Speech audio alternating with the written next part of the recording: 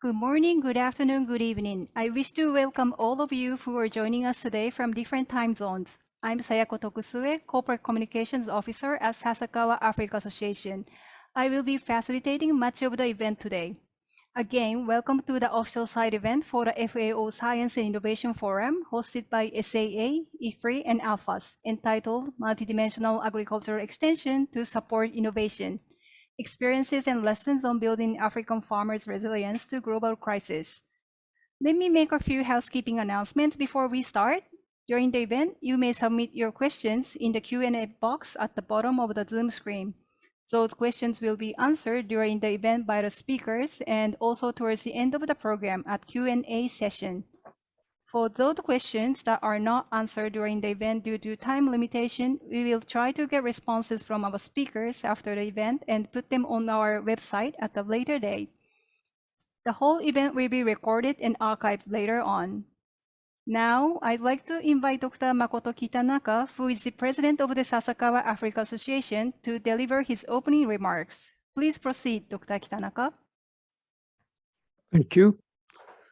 Good evening from Tokyo, Japan.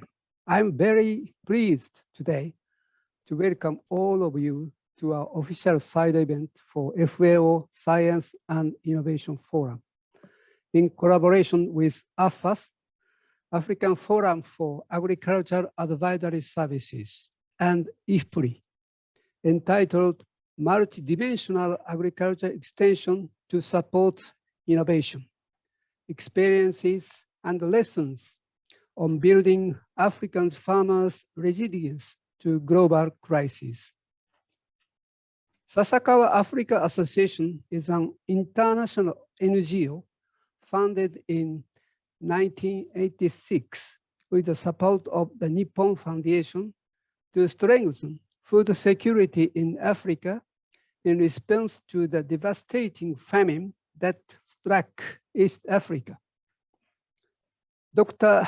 Norman Borlaug, one of our founders and the only agronomist who won the Nobel Peace Prize, decided to focus on enhancing agriculture extension systems by building capacity of extension agents to deliver simple agricultural technologies such as improved varieties and fertilizer to smallholder farmers in rural villages in Africa. Dr. Borlaug was well aware that technologies and adoption are equally important and that the two have to go hand in hand to make a difference in people's life. Obviously, no matter how good technology may be, to truly solve the problem faced by the rural communities, its benefits and the cost must be fully understood by the farmers, and the farmers themselves must decide that they want to use. For technology to be accepted and to serve people, its usability, accessibility, and the cost effectiveness must be clearly demonstrated from farmers' perspectives. In the 1990s, SAA successfully disseminated improved agriculture technologies and practices among rural communities in Ethiopia by establishing demonstrations plot within farmers' field that clearly conventional farmers' method, and by training extension agents and the farmer in the approach. This approach was adopted by then Prime Minister Meles Zenawi and became the cornerstone of current Ethiopian's agricultural extension system. Well, when we talk about agriculture extension, many of you may be thinking of a conventional public extension system that relies on public extension agents, as in Ethiopia. In fact, Ethiopia is one of the few cases where public extension systems are effectively used for technology dissemination. However, nowadays, agriculture extension is becoming more diverse and dynamic. In today's forum, we'd like to update your image of agriculture extension.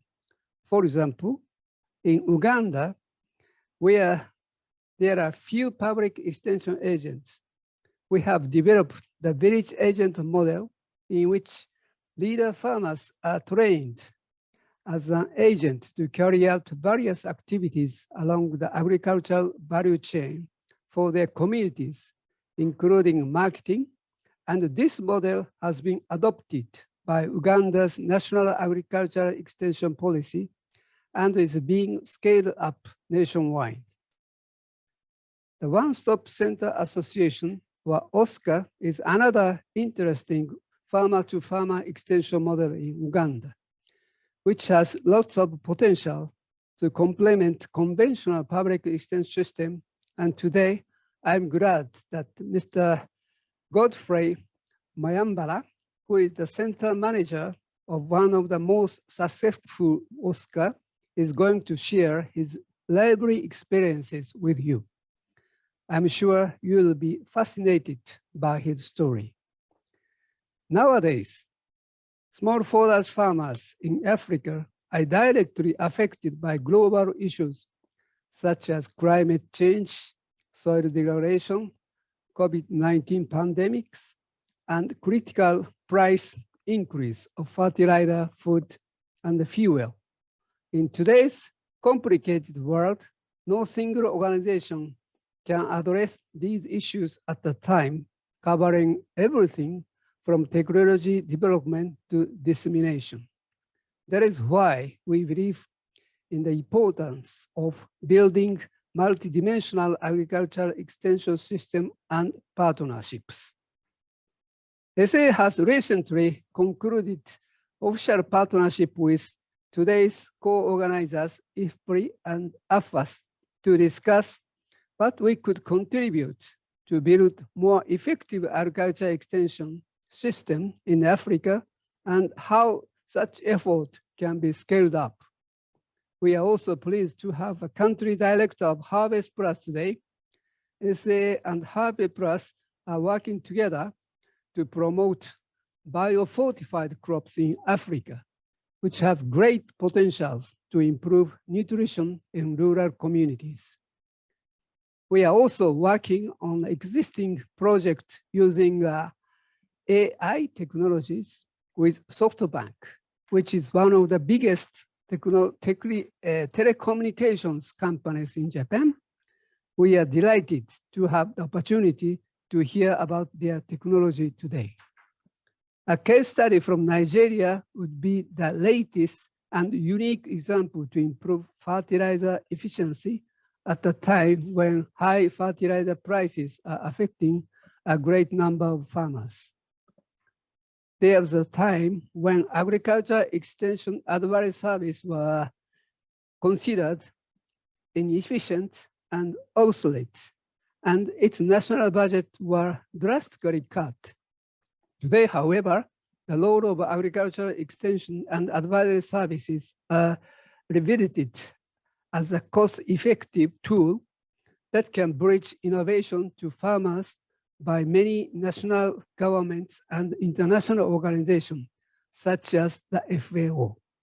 I hope that we can take these opportunities to work together with you to promote new initiatives to enhance extension services. I hope that today's forum will serve as an opportunity to discover and renew your awareness of the importance of agriculture extension and the potential of the multidimensional agricultural extensions. Thank you very much. Thank you very much for your remarks, Dr. Kitanaka, that sets the context and the objective of today's event, which is to update the conventional image of agricultural extension system in Africa that disseminates technologies and innovations to smallholder farmers. We are now honored to invite Dr. Selvaraju Ramasamy to give us keynote address. Dr. Ramasamy is currently Senior Agriculture Officer at the Office of Innovation at FAO He leads FAO's technical support for strengthening agriculture innovation systems and coordinates partnership with national agricultural research systems and extension and advisory services and their regional networks. Dr. Ramasamy, the floor is yours. Thank you, moderator. Dear participants and panelists, colleagues from across the world, it is my pleasure to speak at this important side event on multi-dimensional agricultural extension to support innovation. Of course, we have lots of experiences and lessons learned from decades of work in supporting national agricultural extension and advisory services, especially in Africa, of course, in many countries and different regions of the world. The world is facing unprecedented challenges due to growing world population, depleting natural resources, and the impacts of climate change, just to name few of these challenges. To add to this, the COVID-19 pandemic and the conflicts have further aggravated the impacts on food security and livelihood of the farmers throughout the world, especially in Africa. The challenges to ending hunger, food insecurity, and all forms of malnutrition keep growing. The most recent evidence available suggests that between 702 and 828 million people were affected by hunger in 2021. The number has grown by almost 150 million since the outbreak of the COVID-19 pandemic. 103 million more people between 2019 and 2020, and 46 million more in 2021. The smallholder farmers are severely affected, while they are the backbone of the agricultural sector, producing the great share of the global food supply. Achievement of the Sustainable Development Goals depends heavily on their capacity to produce enough food to feed the growing population and also to themselves and their families. The lack of access to basic services such as inputs, credit, advice, education, and training still is an issue for the smallholder farmers. They are also particularly vulnerable to shocks such as erratic weather events and the climatic phenomena, volatile prices, and pest and disease outbreaks. Hence, the relevance of multidimensional support from extension and advisory services is much bigger than ever before.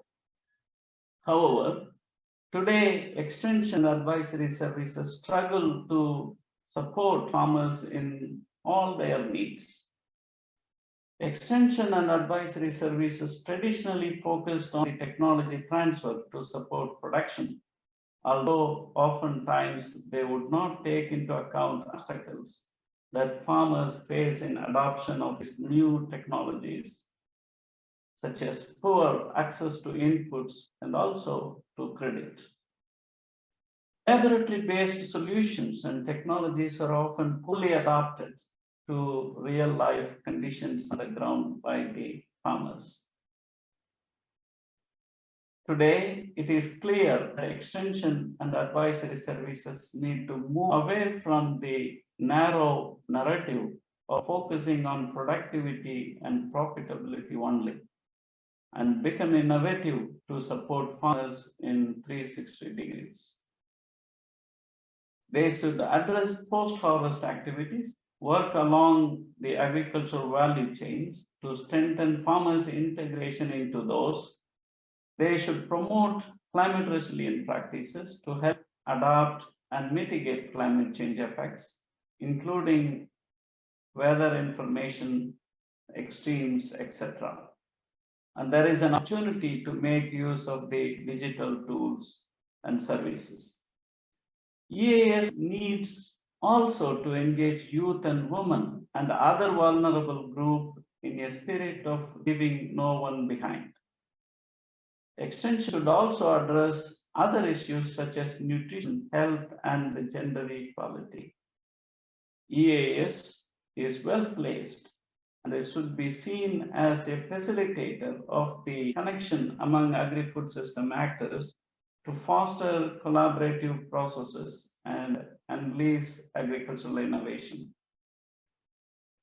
Innovative extension models are reshaped, and the transformation is critical to increase farmers' resilience to shocks and sustainably improve their livelihoods.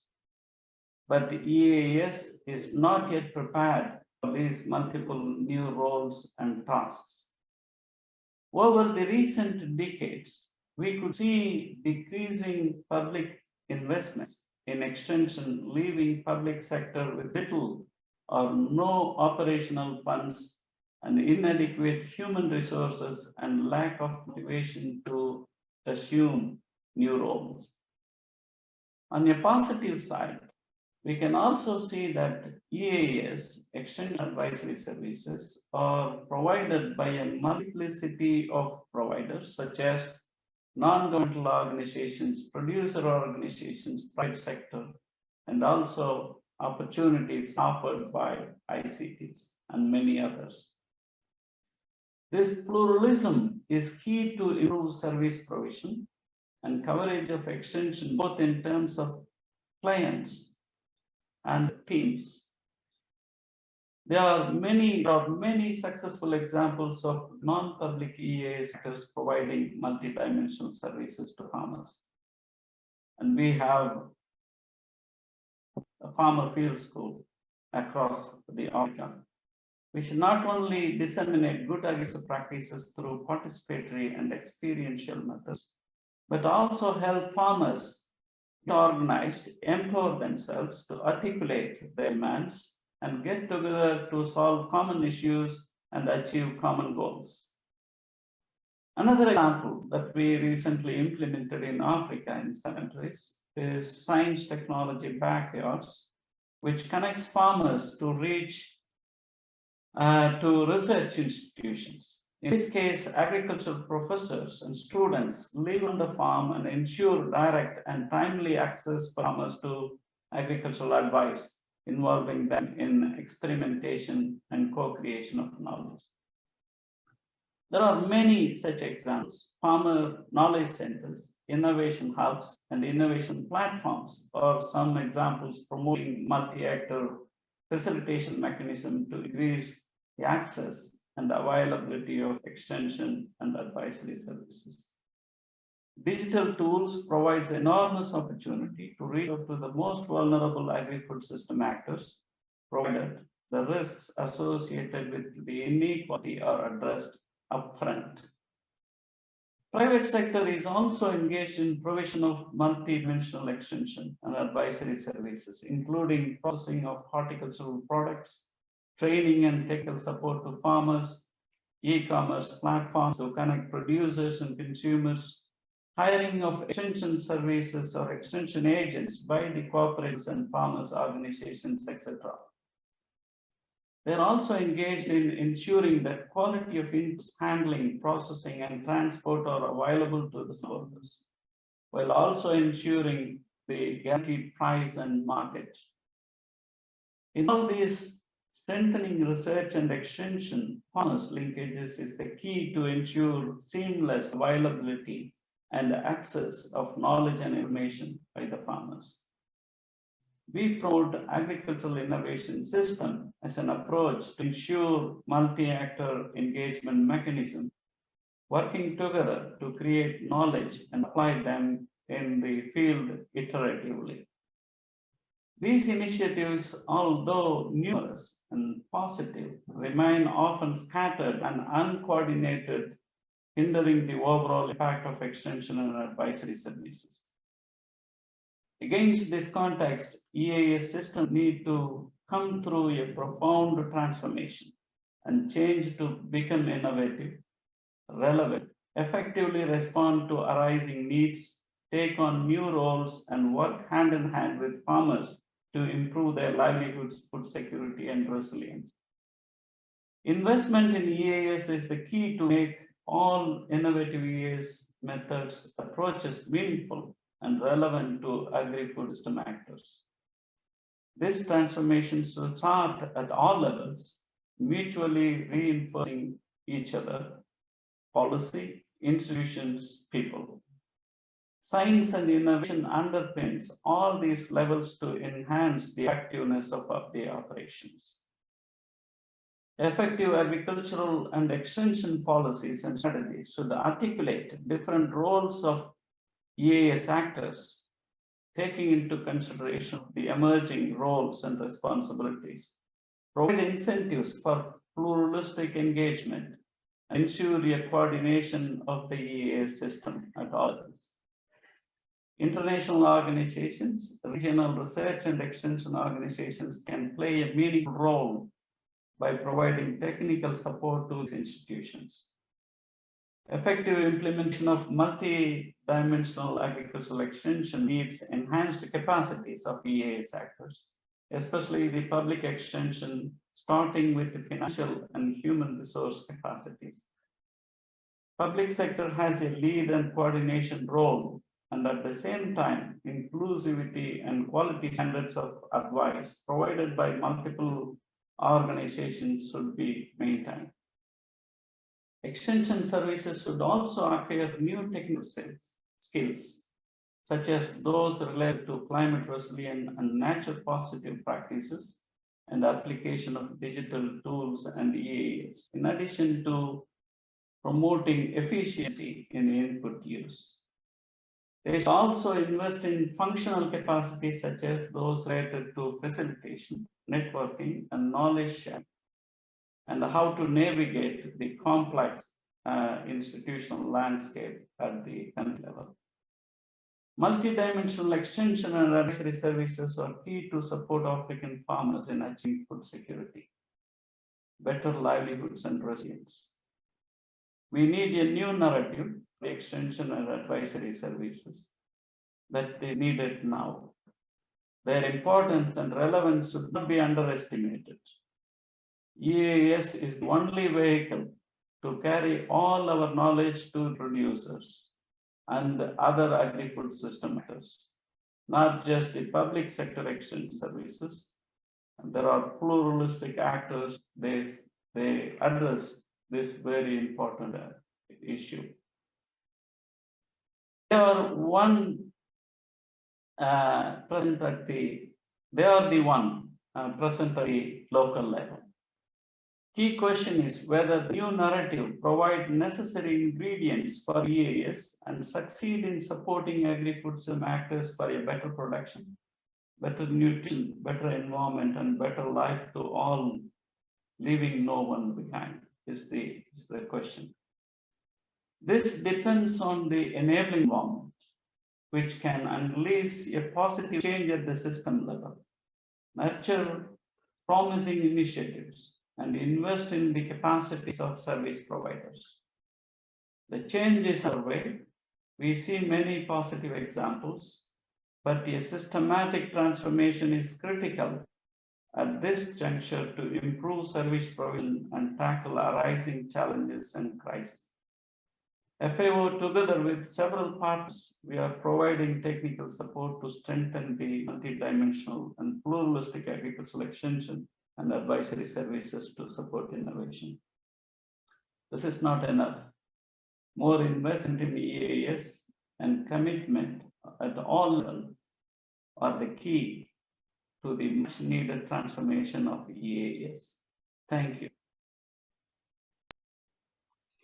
Thank you very much, Dr. Ramasamy, for sharing the FAO's perspectives on the importance of and potential of innovative, holistic, and inclusive agricultural extension system to address these issues. It is very encouraging to hear FAO's commitment and initiatives in leading these areas, coordinating various actors through partnerships to bring transformation in current agricultural extension system. Now, we'd like to invite Dr. Christine Davis to present status and future of extension in Africa. Dr. Davis is a senior research fellow at IFPRI and is an extension and education expert. She has done and led extensive research on agricultural extension systems in Africa and worldwide, highlighting the importance of multidimensional extension system, which is one of the key themes of today's event. So Dr. Davis, the floor is yours. Thank you very much. I'm just trying to swap my slides here.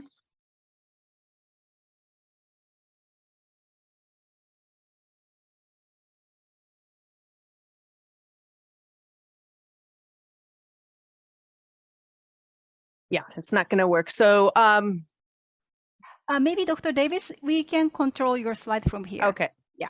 Thank you very much. Just a moment, please. All right. Good day to all of you, and thank you so much for joining us today. I'm going to be talking about the status of extension and advisory services in Africa and take a brief look at the future. So thanks a lot for sharing my slides for me.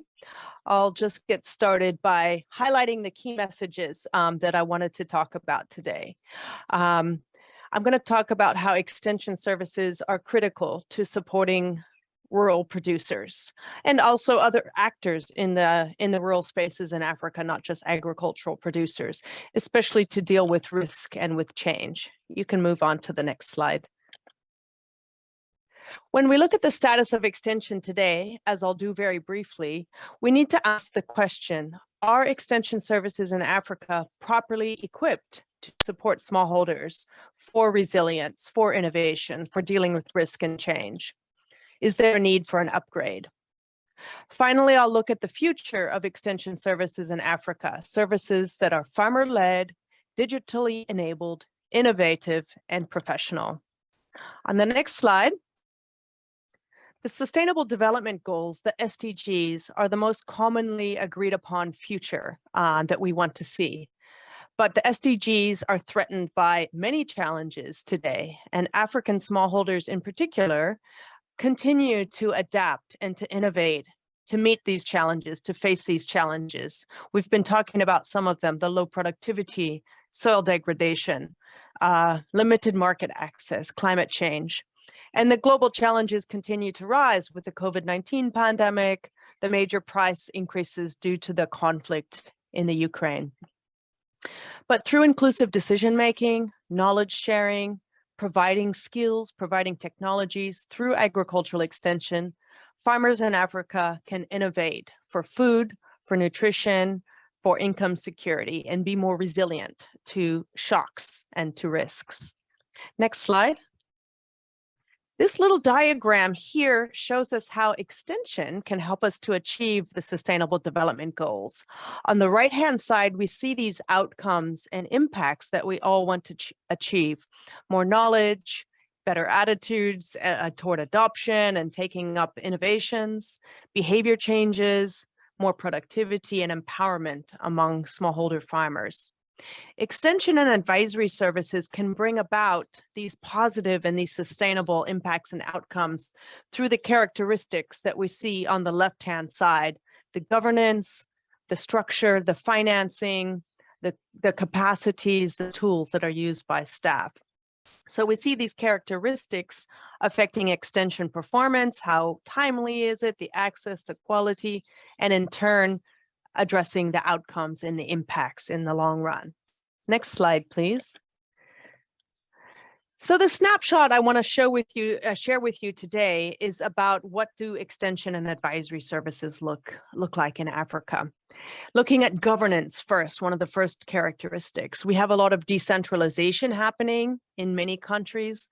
We have increasing roles of the private sector and roles of the farmers themselves through village agents, as lead farmers, and so forth. We also see more of a focus on coordination, as Dr. Ramasamy mentioned, on the public sector side, the need for coordination, regulation, and also public goods provision. Extension today also has a wider audience. So there's greater focus on youth, for instance, on marginalized social groups, women, and supporting entrepreneurs in rural areas.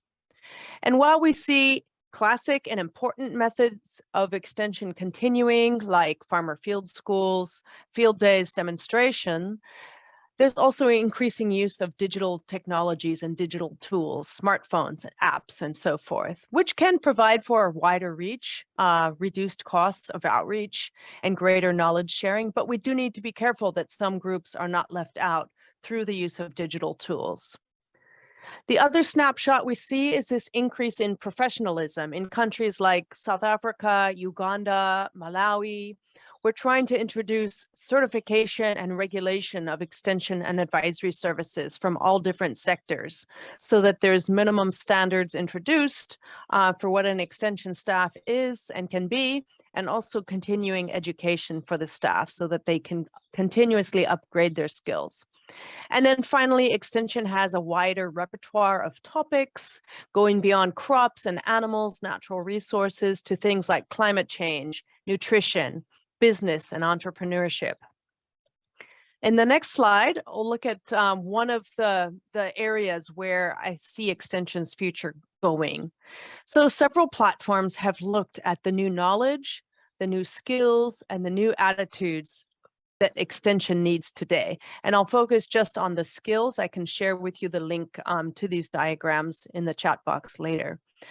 But for today's challenges that we're facing in Africa and the rest of the world, we need new skills among extension staff. And our extension staff in Africa and the extension organizations in Africa, whether public, private, or civil society, are they equipped to deal with today's challenges using the available tools, governance, and management systems?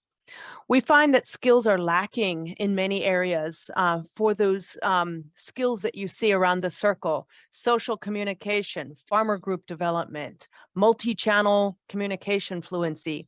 Do our extension staff have these skills? Can they communicate effectively? Can they empower farmers? Can they teach about business and marketing and agripreneurship? These are all skills, knowledge, and attitudes that we need in extension staff in the future.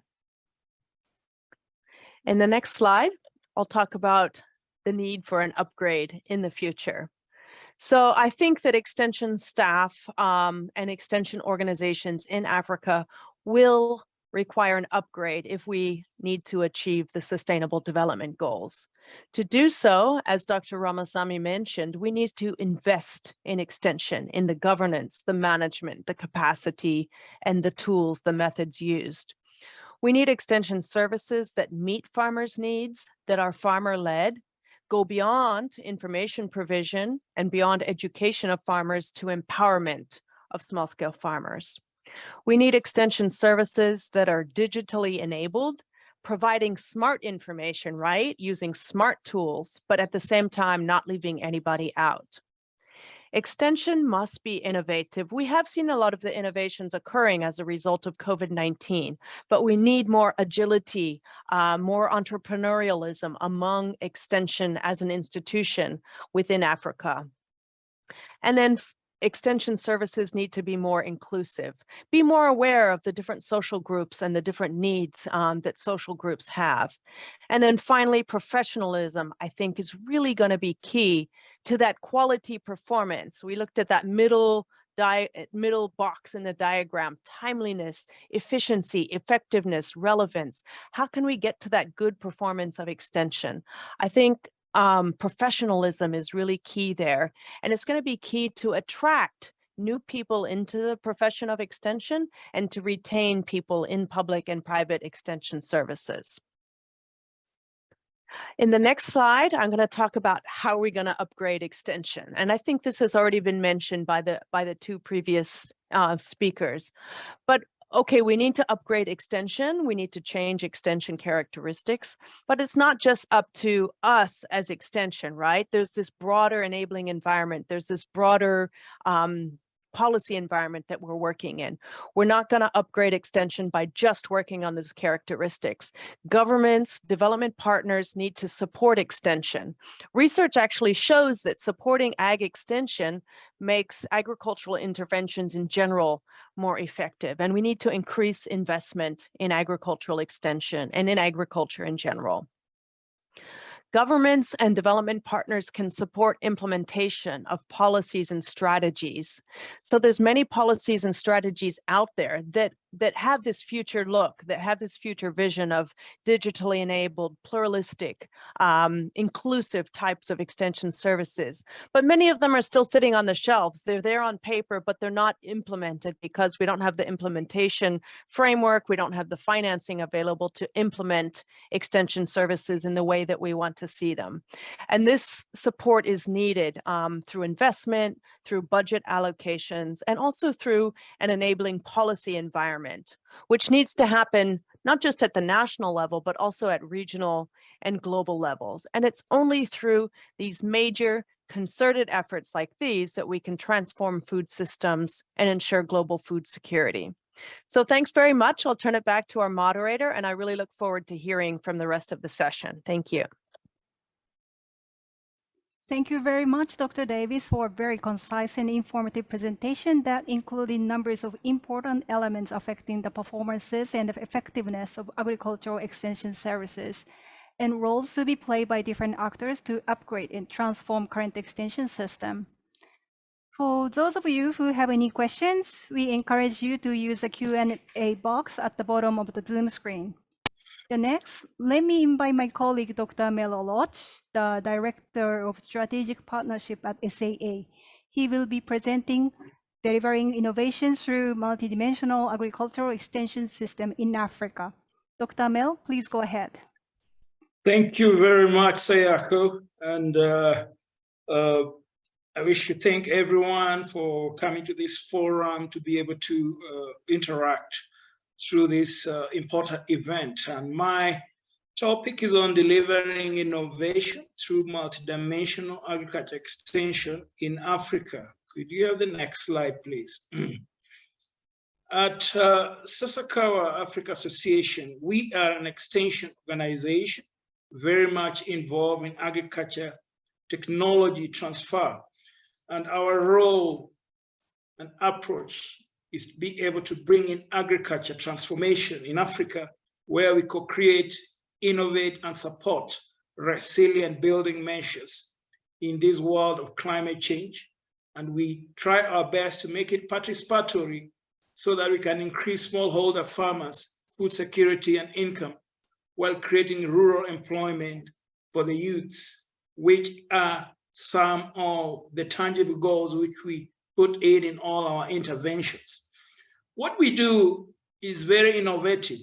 We get into all this inclusive decision-making in technology interventions based on proven extension models, which we have developed and validated, and some of them have been adopted by governments to be able to scale up these approaches. And the aim is to be able to bring in sustainable rural agriculture development at the grassroots level. Next. Now, if you look at some of the latest extension approaches going on, approaching this from a holistic and participatory view is extremely important, where we develop solutions and get constant feedbacks. And we formulate all these solutions, we validate and apply them.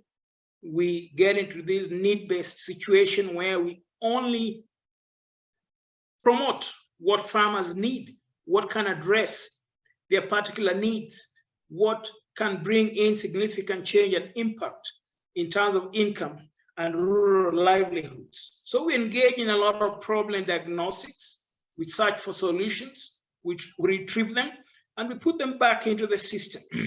And what happens, we link all these participatory approaches that is going on to resources so that farmers can have access to finance, they can have access to inputs and markets, they can have access to information which can help them make a difference in everything that they do. Next. We have developed what we call a virtuous cycle for our extension strategy, where we put regenerative agriculture at the center. And then we bring in solutions, integrated soil fertility management and conservation agriculture, so that we plug this into a sustainable intensification system. On the other hand, everything that we do is aimed at increasing profitability, to bring in income security, while at the same time bringing in the element of diversification with nutrient-dense crops to bring in nutrition security, so that we can increase the purchasing power of farmers towards these nutritious foods. And we promote quite a bit of biofortified crops and increasing food purchasing power. And you're going to hear a little bit more in one of the presentations from Harvest Plus about that. Our aim is to bring in sustainable productivity to enhance the value that farmers put in and the effort that they put in producing all these crops by improving and enriching the soil conditions so that we can increase productivity, generate surplus, which can be sold, which can be used for household needs to improve nutrition, and which can address many facets of household needs in a typical rural community. Next.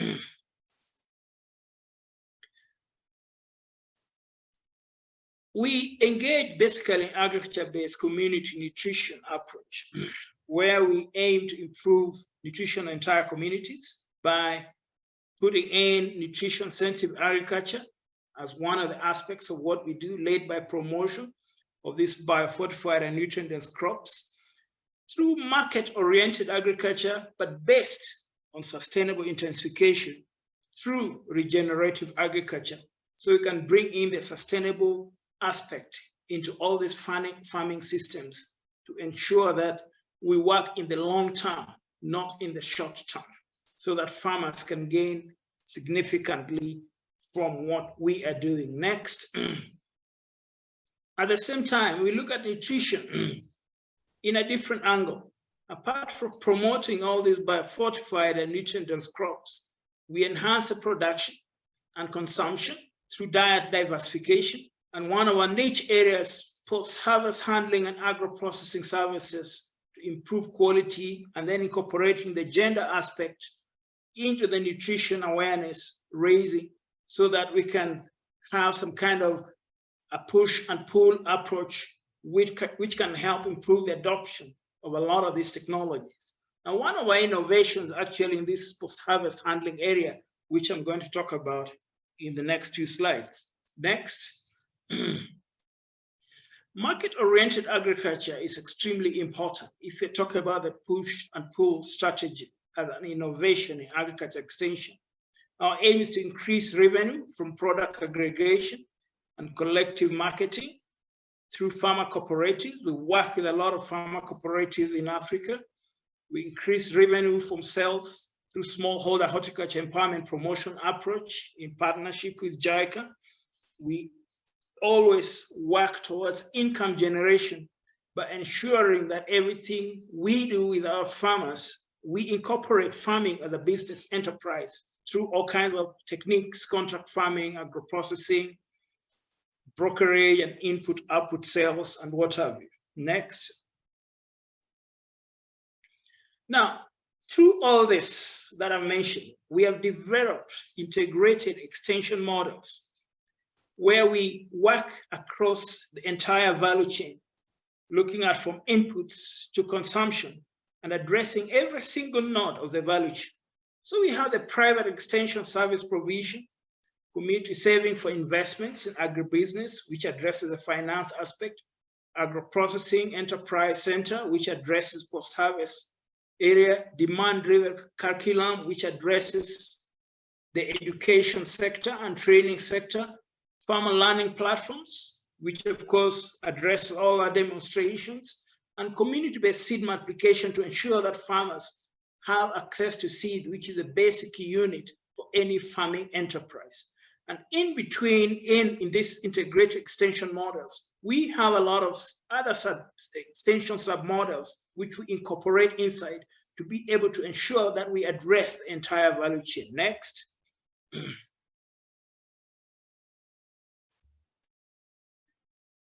One of our approaches towards this is to consolidate all these field extension models by looking at the crops and ensuring that the field models are implemented either as single or consolidated to ensure that we have maximum output and maximum impact.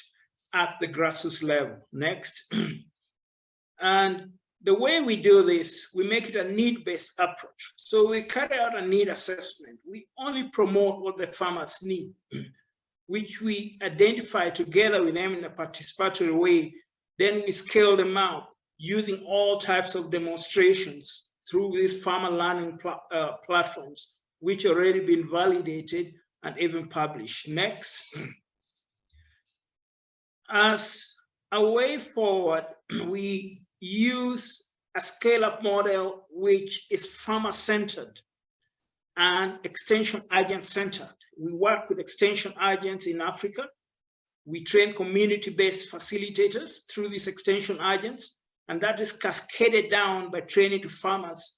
And then we all support the whole system through farmer-to-farmer training to ensure that all the technologies which are incorporated into this system reaches as many farmers as possible. So this cascade model is extremely important for our scaling up approaches, and is quite innovative to ensure that we reach as many farmers as possible. Next. We also engage in this human resource development, where we have a big program with 31 universities in Africa, where we train agriculture extension agents from the Ministry of Agriculture. And after training them to be able to earn a bachelor's degree, even master's and PhD in some cases, we work with them at the grassroots level to be able to scale out all these extension approaches and to be able to introduce all these agriculture technologies so that farmers can adopt them. Next. And towards that, we use this demand-driven curriculum model where we emphasize experiential learning and participatory curriculum development process. So everything that we introduce has some kind of participatory angle to ensure that we enhance chances of adoption. So all this is demand-driven and value chain oriented in the way we draft our curriculum and what we scale out. Next.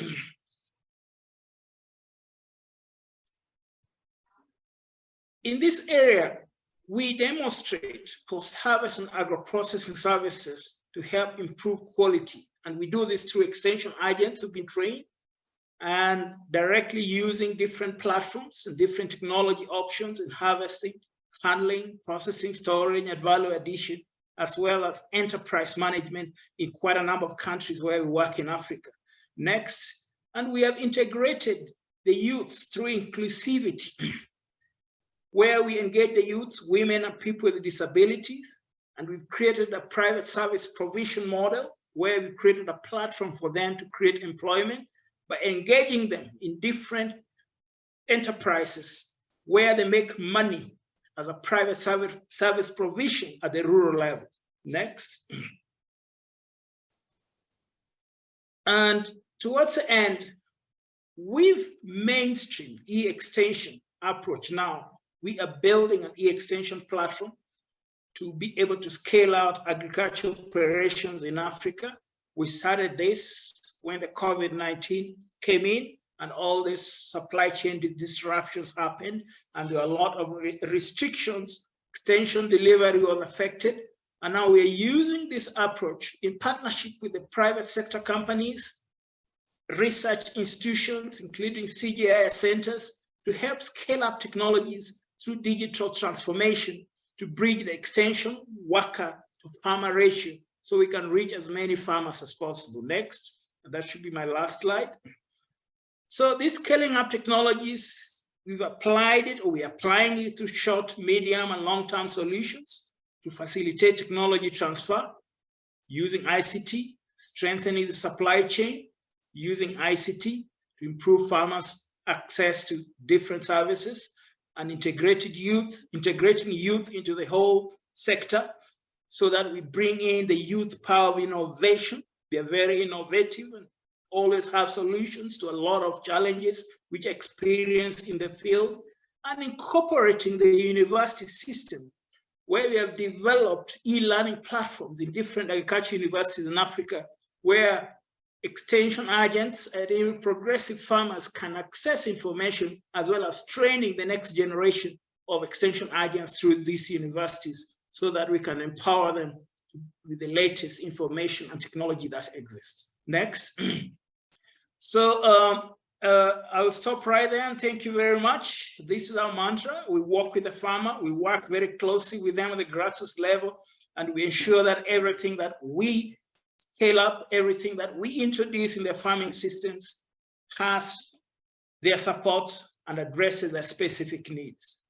That's what we do at Sasakawa Africa Association. Thank you. Thank you so much, Dr. Mel, for sharing with us this extensive overview of SAA program and the series of examples of how SAA bring technologies and innovations to smallholder farmers in Africa. At this juncture, we'd like to move to more practical experience sharing. Let me invite another colleague of mine, Dr. Gambo Abdul Hamid, who is the Interim Country Director, SAA Nigeria, who will be presenting on promotion of urea displacement technologies in face of current critical price increase of fertilizer. Dr. Gambo, please proceed. Thank you very much, Sayako, and my dear participants, panelists, and listeners. Thank you very much and welcome to this webinar.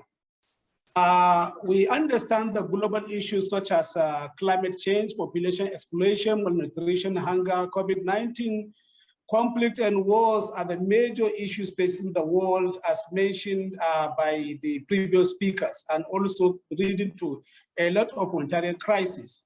We also know building African farmers' resilience is one issue that we are facing right now, and also fertilizer shortages is again at the heart of the various food crises emerging around the world. This is motivated and encouraged by the Ukraine war crisis that is touching the whole world. Globally, the price of fertilizer now has jumped by over 80%, and also we have to look for a way to address this issue as a mitigation measure. For Sasakawa Africa Association, like mentioned by Dr. Mel, it is about co-innovating technology, packaging, and disseminating to the farmers. So in this context, my presentation will focus on the practical experience as mentioned by Sayako, and that is mitigating fertilizer prices increase through the promotion of UDP, that is urea displacement technologies. This is an experience for Nigeria. Next slide, please.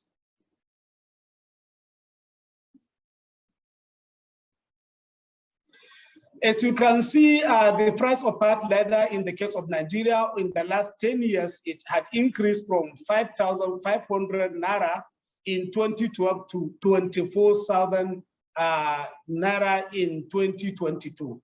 So you can see the increase in the last 10 years going by the graph is really very serious, and the kind of price is really going very high, and we need to have a measure to mitigate this problem. Otherwise, the food crisis will continue with us to the extent that farmers cannot afford to buy the fertilizer requested by the hectares of land for them to produce food and feed the population. And also, one of the adoption and mitigation measures for coping with fertilizer price increase heightened by the Russian and Ukraine crisis in the use of urea displacement as against broadcasting method. Sasakawa Nigeria promotes UDP through sourcing, knowledge sharing, and developing the skill of the farmers and extension personnel through innovative agricultural extension, which enable food, nutrition, and income security to smallholder farmers. Next slide, please.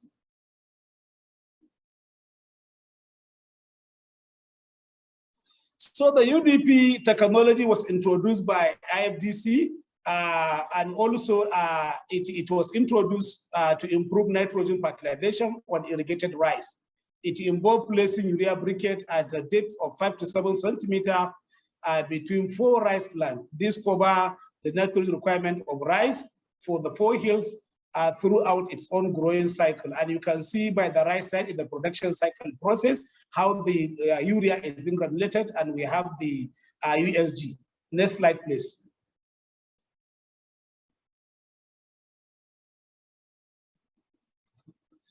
So the principle behind the technology, SAA Nigeria promote the use of UDP, like I said, as a coping strategy for addressing the issue of our fertilizer crisis, for the fact that it reduces the rate of urea fertilizer applied per hectare by over 30%. And also that leads to the reduction of the cost. Of course, if you reduce the quantity of fertilizer application,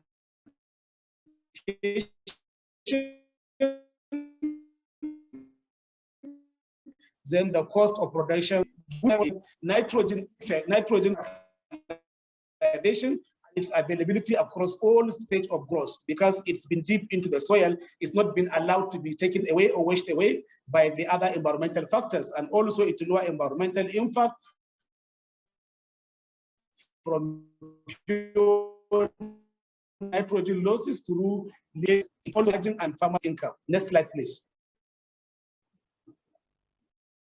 Next slide.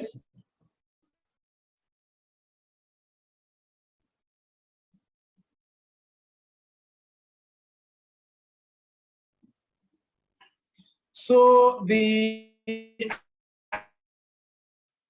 Dr. Gamble, by 20 Dr. Gamble, sorry for interruption, but the internet from your side seems a bit unstable. So could you please turn off your camera so that maybe we will hear you better?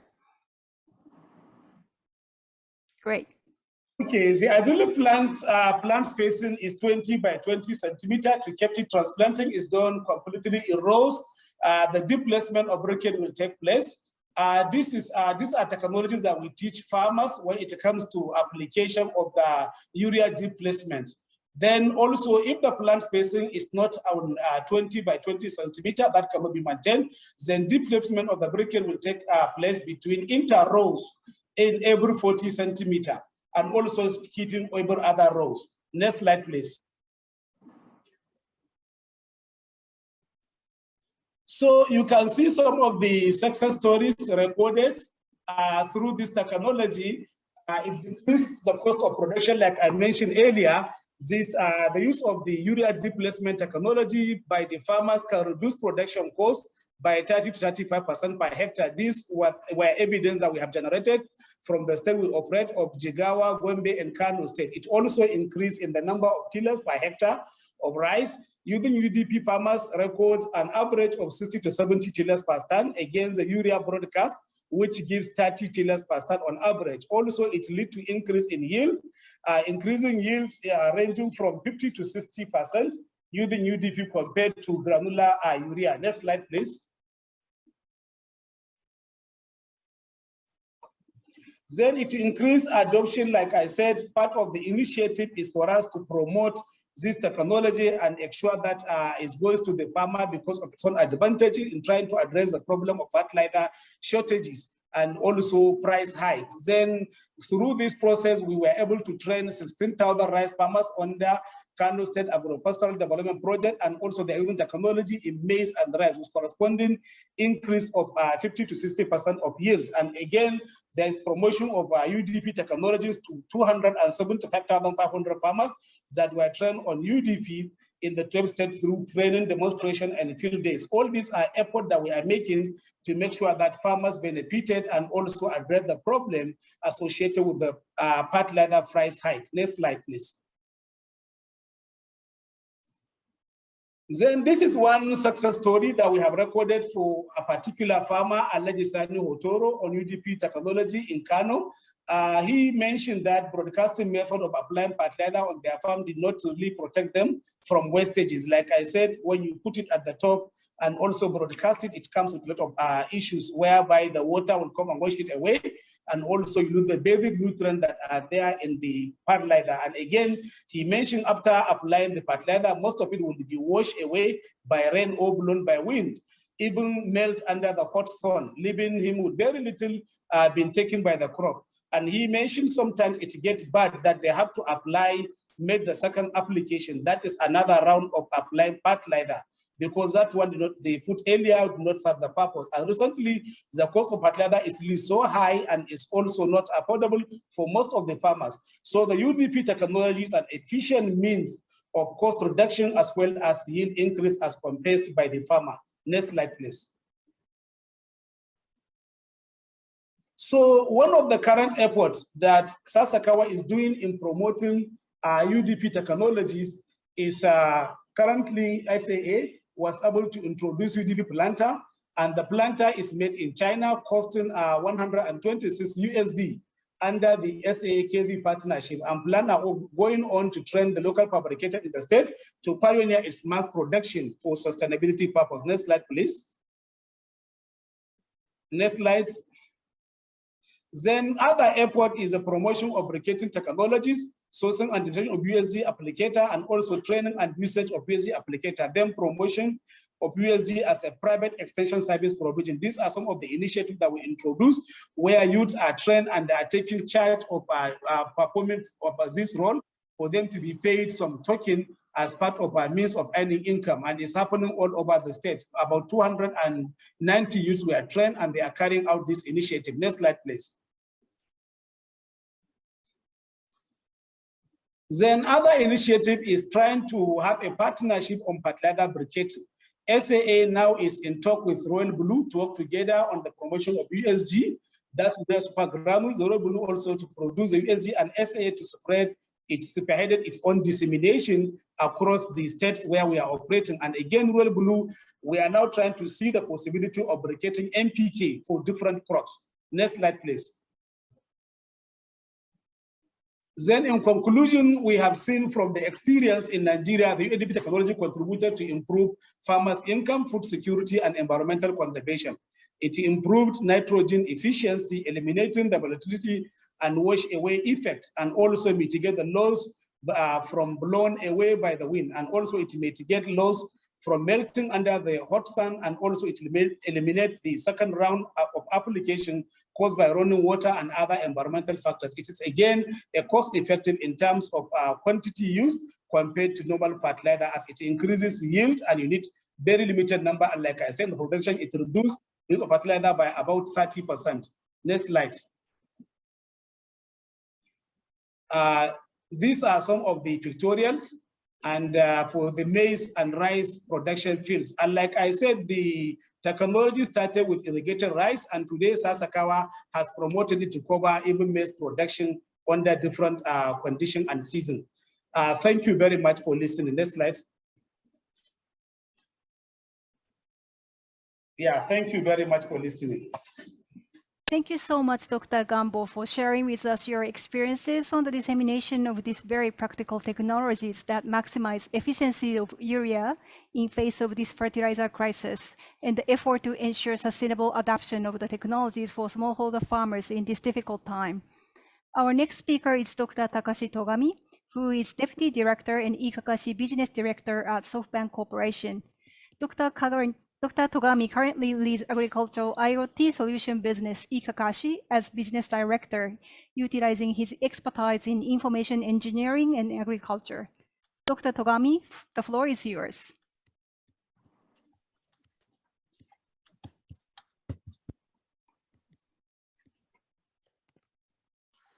Thank you, Ms. Tokusue. Good morning, afternoon, evening, everyone. I am Takashi Togami from SoftBank Corp.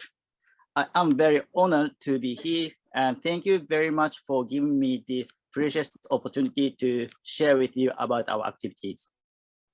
What I'll talk about today is digitalization of agricultural extension potential of eKakashi. eKakashi is our agricultural digital solution to support farmers making decisions. Okay. So as you know, there are so many issues we have been facing in agriculture, such as productivity, sustainability, human resource development, environmental load and climate change, and food security and safety is also a big issue right now. On the other hand, it is extremely hard to cope with the issues, to solve the issues by implementing the conventional method, which is based on experience and intuition. Therefore, new methods or tools contributing to solve the issues are strongly required. So our idea is applying advanced technology with science to contribute solving issues. Therefore, we started agriculture Internet of Things project named eKakashi, and our vision is to drive the information revolution in agriculture while respecting our Mother Earth. Now, allow me to introduce eKakashi through my video.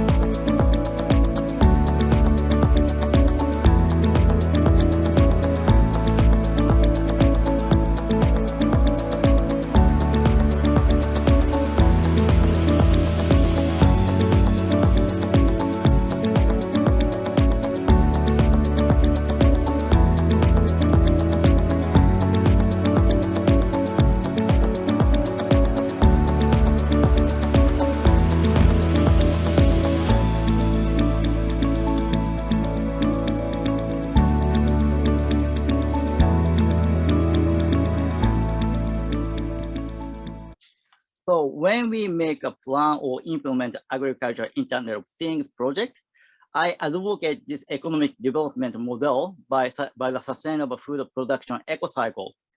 As I mentioned, there are so many issues in agriculture, such as productivity, climate change, and environmental conservation and sustainability. Many projects using new technologies usually focuses on productivity, but if it gains short-term success due to the lack of environmental care, which leads to lower productivity for middle and long term, what do you think? So new technology can be introduced and used by researchers and staff assigned for the project, but within the project, if there is no activity to transfer the idea or theory of the tool, solution, and method, what do you think will happen after the project? That's why I thought up this model. Higher productivity with higher quality stably, sustainably in terms of environmental conservation and sustainability in terms of human farming with the idea or the theory.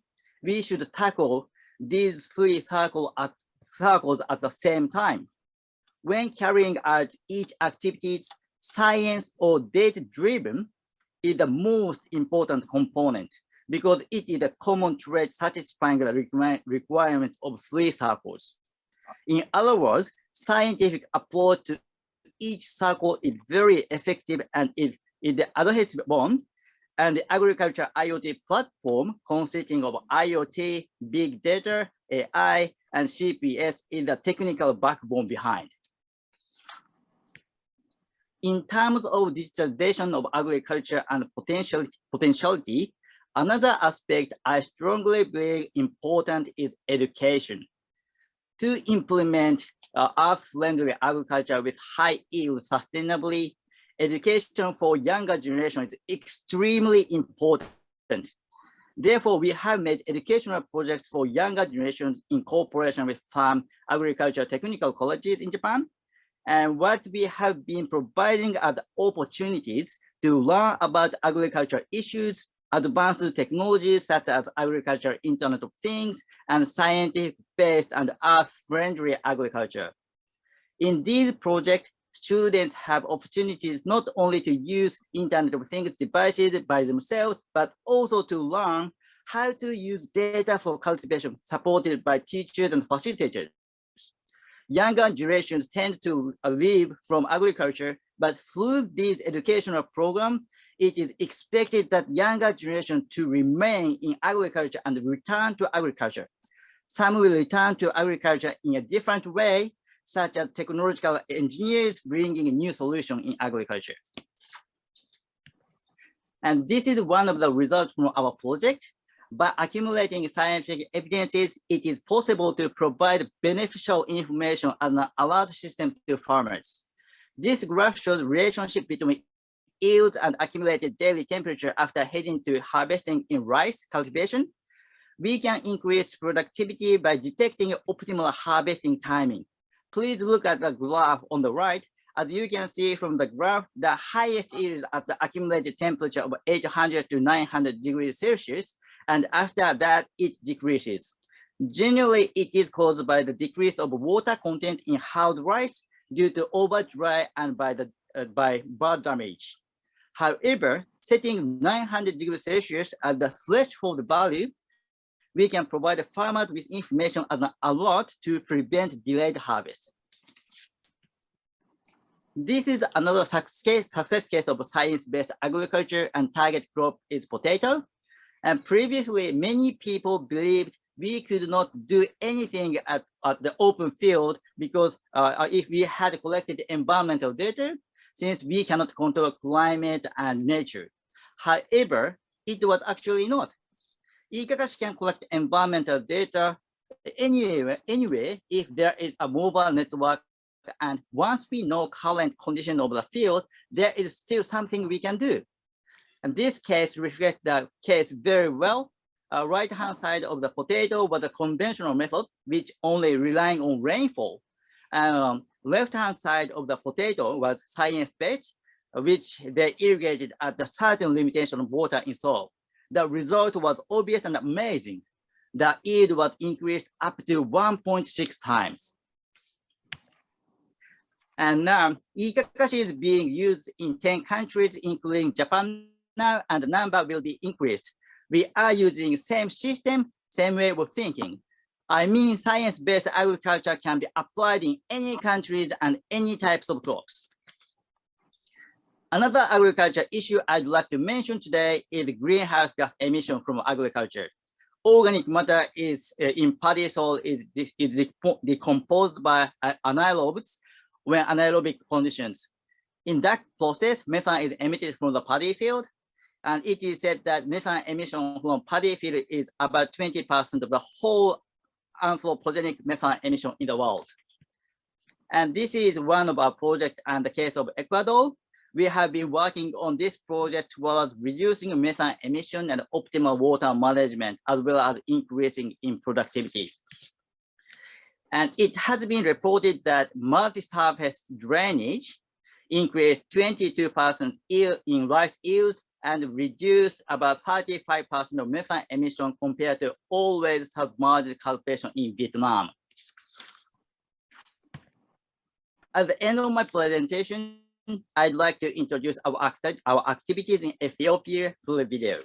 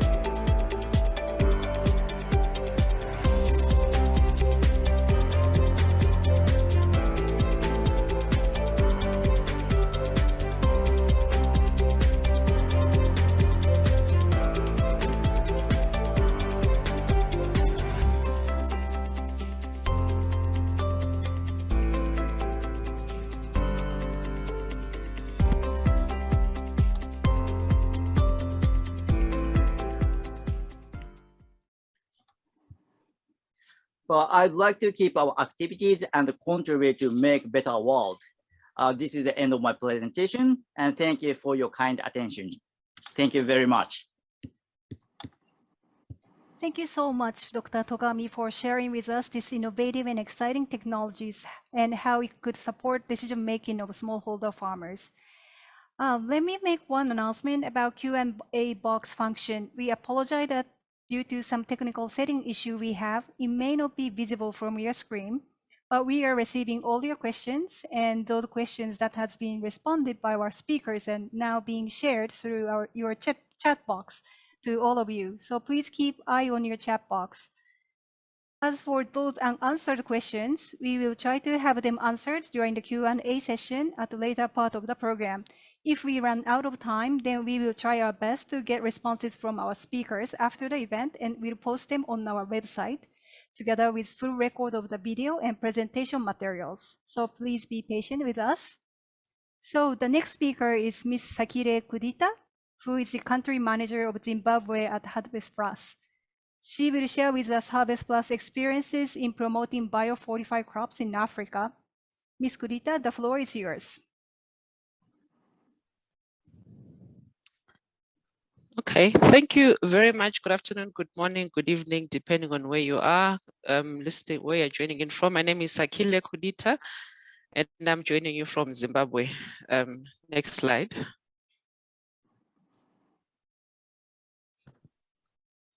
Okay, so we are, as you already heard from the previous speakers, in a partnership with Sasakawa. I'm coming from HarvestPlus, and we are promoting a nutrition-sensitive agricultural innovation known as biofortification. And for the sake of bringing everybody up to speed, in case some people may not understand what biofortification is, I'll explain it a little bit more before I get into the experiences. Okay, so biofortification is increasing the density of vitamins and minerals in the staple food crops that we normally eat, the maize, the pearl millets, And we do so through plant breeding or through agronomic practices. Next slide. Next slide, please. Okay, and so why biofortification? The reason why the technology became necessary is the realization that more than 2 billion people in the world suffer from hidden hunger. And this is a situation where people are eating and getting enough food into their stomachs, but then that food is not nourishing them enough. It is lacking essential vitamins and minerals that are needed to support growth and development. And the reason why we have this situation is because people are having non-diverse staple-based diets that are deficient in the essential micronutrients. So what biofortification therefore does is increasing the nutrient quality of those very foods, the least expensive foods that the majority of the populations can afford. Next slide. Okay, so we find that hidden hunger is a problem of public health importance because when people don't get enough micronutrients in their diet, and we find that this mainly affects, it affects everybody, but the women of childbearing age and children under the age of 5 years are most at risk. Some of the impacts of hidden hunger or micronutrient malnutrition include anemia, visual impairments, adverse pregnancy outcomes where children are born underweight or premature births, weakened immune system, especially in children where they fall sick and even lose their lives to common childhood ailments, impaired brain development, especially when children don't get enough iron when they are developing in their mother's womb or even within the first 2 years of life, as well as other things, including stunting. Next slide. Okay, so there are many strategies that have been employed by governments across the world to curb hidden hunger. We find that we have biofortification. If you look at the pyramid before us, biofortification is probably has the widest reach, which is the bottom of the pyramid in terms of wideness of the reach, followed by dietary diversity, post-harvest fortification, and supplementation. But then you find that also in terms of costs of these interventions, all of them are equally important, but you'll find that biofortification is probably the least expensive intervention because we are putting micronutrients into the very crops that are being grown. Next slide. Okay, so how then, the challenge is how then do we get people, smallholder farmers, especially the rural poor, to start growing and consuming the biofortified crops, especially if we consider the biofortified varieties like the vitamin A cassava, the vitamin A maize, and the vitamin A sweet potatoes. By their nature, these are biofortified with vitamin A. They are high in beta carotenes, which are normally consumed which when consumed are converted by the body into vitamin A. Now, pro-vitamin A carotenoids tend to have a yellowy orange color. So all crops that are biofortified with vitamin A, it results in a color change. So this could be a challenge, especially where people are used to eating white maize or white cassava or white sweet potatoes, and now they have to start consuming yellowy colored.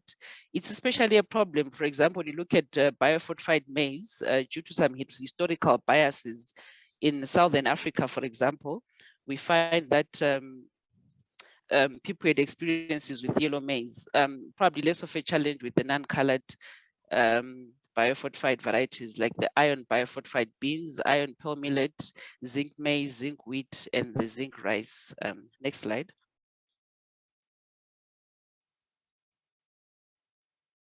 Okay, so what then has extension done? What's the role of extension into promoting the adoption of these biofortified varieties, which are so essential for public health? We find that extension has to come in with farmer education, training farmers on nutrition education, and also training farmers on good agronomic practices for cultivating the biofortified crops and correcting some previous misconceptions. Some of the other misconceptions you may find is where people think that because it's yellow maize, then it's supposed to be for stock feed. And also we find that extension has a key role in terms of monitoring and evaluation to make sure that we are aware of to the extent to which the biofortified crops are being adopted by the community. And also when you look at the crops like orange sweet potato and the yellow cassava, which are vegetatively propagated and where farmers can exchange seed, farmers extension also has a key role in terms of certification to make sure that whatever planting material farmers are exchanging between themselves is of high quality, disease-free material, and also of the pure and proper variety that it should be. Next slide, please. Okay, so there are many extension approaches therefore that have been used by Harvest Plus and all our partners in promoting the adoption of biofortified crops and breaking some of these adoption barriers. And these include approaches such as the farmer field schools, where the agronomic performance of the biofortified crops is demonstrated to the farmers, and also the good agricultural practices are demonstrated to them, or they learn and choose those that work for themselves. And also we find the lead farmer approach playing a key role, where extension conducts training to lead farmers, and then the lead farmers train other farmers. This is what we would call the step down nutrition and agronomy training. And also the lead farmers are sometimes trained to be change agents or advocates for adopting good nutrition practices. We also find extension coming in to play a social marketing role, where they lead extension roadshows, exhibition, field days, and the like. Of course, now with the advent of COVID, it became necessary that remote training is adopted. And so digital extension also became important, where extension had to use social media to reach out to farmers and communicate the key messages, and the use of community radios also became important. Next slide, please. Okay, so we find therefore that thanks to all these efforts, these biofortified varieties, which are so important for public health and increasing the micronutrient status of the population, were mostly introduced around 2012, and by now, which is 2021, we can see by looking at these graphs that there has been a sharp increase in the number of households that are growing biofortified crops across Africa. Next slide, please. Thank you very much for your attention.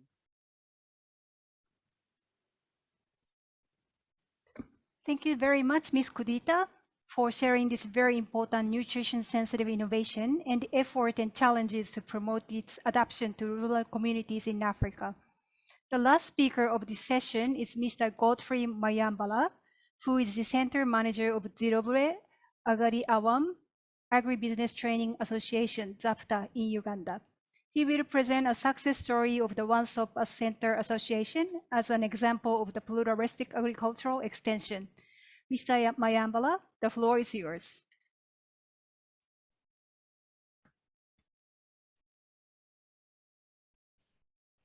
Yeah, thank you very much, moderator. Like she said, my name is Mayambala Godfrey. I come from Ziroba Agari Awam Agribusiness Training Association. It's commonly known as ZAPTA. ZAPTA is one of the one-stop centers that are being supported by Sasakawa in Uganda. And we quite do a number of things. Like here, a one-stop center. We support farmers across the whole agricultural value chain. We provide services right from inputs. We provide services through our farmer learning platforms. We support transportation. We provide marketing. So it's a real one-stop center that a farmer comes for knowledge and goes away with money. Next slide.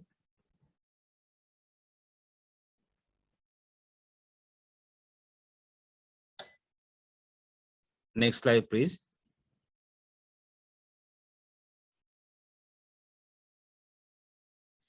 Yeah, and ZAPTA, like I said, is a higher level farm organization based in Zimbabwe. It was started far back in 2004, and it works with 4,922 registered farmers. We are so much in upland rice, soybean, maize, and beans. And we work with over 20,000 farmers. That is our vision. Our mission is to be a center of excellence for farmers' agribusiness services in Uganda. And our core business is to aggregate, process, and market farmers' produce. Next slide.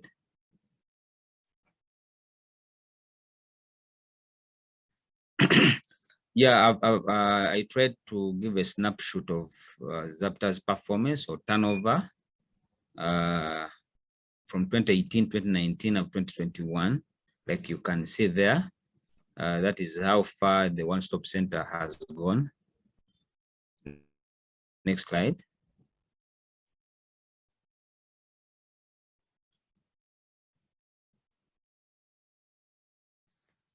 To take you through our one-stop center model and how we operate is that the center is focused on both national and regional markets. And we do this through different approaches. Like as ZAPTA, we work with the production department. And in the production department, we have extension staff. We have both professional staff and the paraprofessionals, the ones that we call village agents who go and work with aggregation centers. But again, the middle, because we want to be on a going concern, we work with the youth through our Nokia Youth Agribusiness platform. It is through this platform that we see that the village agents and the Nokia Youth provide input sales and PHH business support services to farmers. And now when the produce is ready, it goes through the marketing manager and the quality control department that moves it to the milling and packaging and branding department that now takes it back when it is ready to be taken either on local or export market. But in the end, we make sure that we see that we incorporate those two models, the Nokia Youth model and the village agent model, such that our products reach both national and export market. Next slide. Yeah, our approach to integrating youth in our agricultural value chains is simple. We make sure that we highlight the different opportunities along the agricultural value chain. Like on the node of input, we make sure that the youth access income through sale of inputs. And they also run nursery-based business where we sell ready-to-plant materials to farmers that are willing to be planting. And then those in the production node, we make sure that we provide skilled production and harvesting labor. This is done by the youth who go and provide production support services to farmers. They also provide the farm management services. They do scouting for provision of mechanization services. They also do tree planting and management through our afforestation department, and they also provide the production of high value crops. Most of them have been incorporated into the high value crops because we are near the towns. We make sure that they tap into the markets that are nearby as one of the ways of getting incomes in the high value crops.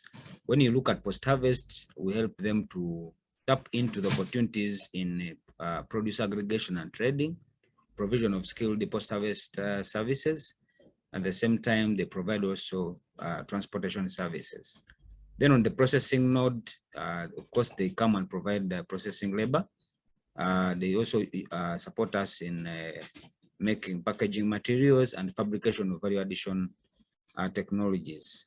And on the trading node, we make sure that they go and provide marketing services where they earn commission on each of the output that goes to the market. Next slide. We realized that as an association, it was not easy to tap into the regional market that was opened up.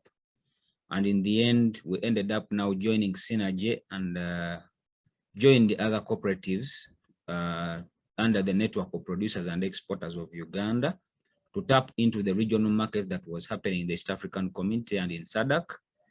And in the end, we are a member of that network that supplies grains to the Agro-Processors Association of Kenya That is one of the contracts that we have as ZAPTA. And what we do here is we have a platform, it's a digital platform where the Kenyan buyers post their orders, and we also post what we can supply. For example, we would not be in position to supply all the tons that were needed by the Agro-Processors Association of Kenya. And at the end of the day, we ended up now also tapping into this opportunity. Like as ZAPTA, we put our trucks that we have, and then the rest of the other members within the network of producers and exporters of Uganda also tap into that. But the good part of this is we utilize the logistics within the region. We use return trucks that come from South Sudan that are going back to Kenya, and also the return trucks that are going back to the return trucks that come from Kenya that deliver goods in Uganda. They're the ones that we use to load the consignments that we deliver back to Kenya. Next slide.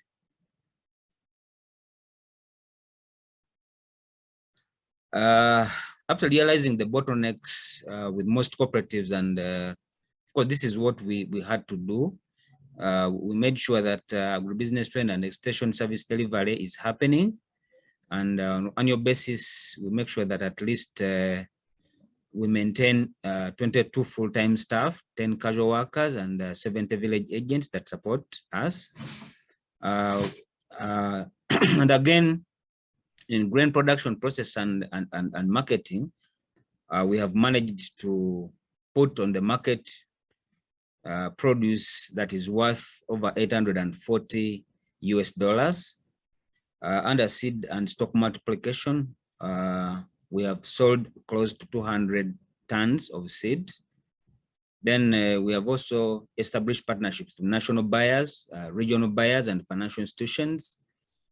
We have advanced soft loans to our farmers for production through our commodity investment and treasury department to a tune of $90,000 US per annum. And on storage, we have 12 stores with a capacity of 2,000 metric tons at hand.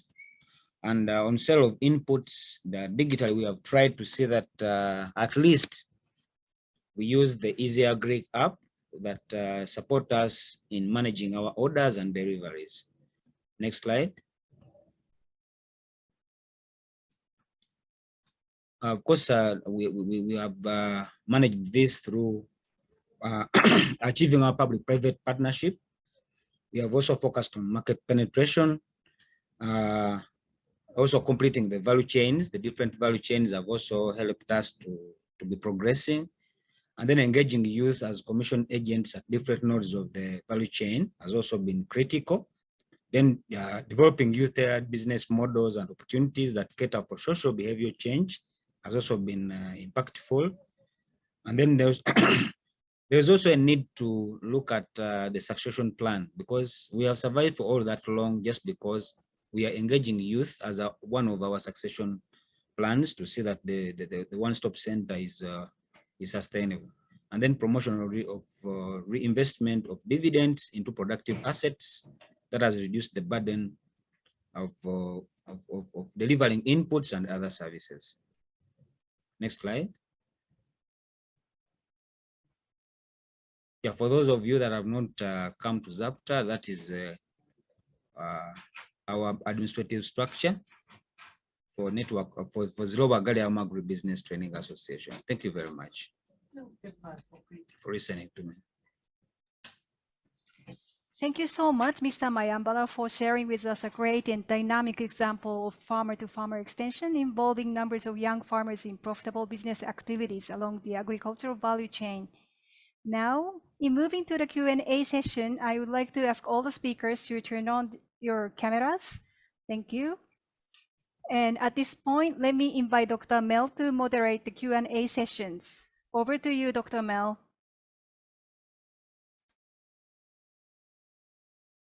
Dr. Mel, yeah. Thank you very much, Sayako. We've come to the end of our presentations, which are ideally really very insightful. There's a lot of information there, which has been presented, which is extremely useful in just getting a feel of the innovations that exist there, technologies, and how we can scale all this out. And we are really looking at how we can tap into all this and put it at the grassroots level so that farmers can utilize it. I have a question which I'll start with the first question for Dr. Togami, please. Looking at your good presentation on e-Kakashi and the potential of applications, of that application, where we can use it for varied purposes to help improve productivity. What do you think are the challenges of promoting adoption of digital technologies among rural communities? And do these rural communities trust data-driven decision-making tools rather than their experiences? Well, thank you very much, Dr. Mel. Well, I think there are 3 aspects I can come up with for the challenges. And one is the connectivity. If there is no connectivity for our solution, there is no way to provide data and information. So this is a very crucial matter to consider. And second is the cost. So as you can imagine, if we invest overweight profit, it is very hard to adopt these technologies. So I assume the way of providing technologies and solution is very important and very challenging. And the last aspect is the accumulation of a lot of success cases. At the first time, people tend to think new technology like e-Kakashi is impractical proposition. To prove science-based agriculture is profitable and applicable to anywhere, we should make a lot of good success cases in various types of crops at many different areas. So I think these 3 are the challenges we have to get over. And to the question, well, do they believe these are actual data, right? Is that right, Dr. Mel? Is that a question? Yeah, do they trust these data decision tools, to be able to make decisions which are data-driven, or do they prefer to use their own practical experiences at the field level? Well, I think yes. But it's hard to say fully yes, but partially yes. I mean, even a skilled farmer is very, very worried if their decision is correct because of the climate changing every year. So that information with scientific evidence make them reassure and push their back very gently. So once a skilled farmer has success case with data, that data and information will be their best buddy. That's what I think. Thank you very much for that, Dr. Togami. We really look forward in ensuring that we adopt all these decision-making applications and tools to be able to engage in agriculture, which is science-driven, so that we can have tangible information which we can use to be able to address our productivity goals, so that we can increase productivity at the rural level. So thank you very much. Thank you very much. I have a second question, which is addressed to Sakila Kudita from Harvest Plus. Sakila,